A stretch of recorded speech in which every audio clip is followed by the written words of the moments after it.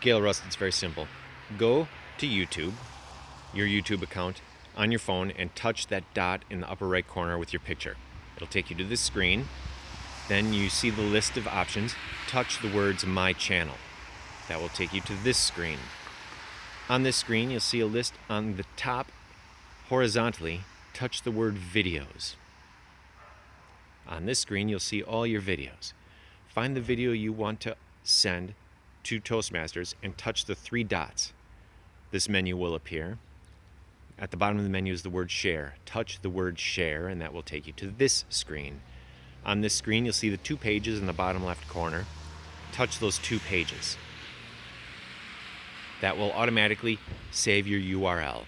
You then go to your email account, type up your email, touch the screen, and paste. And that will insert the link to your video.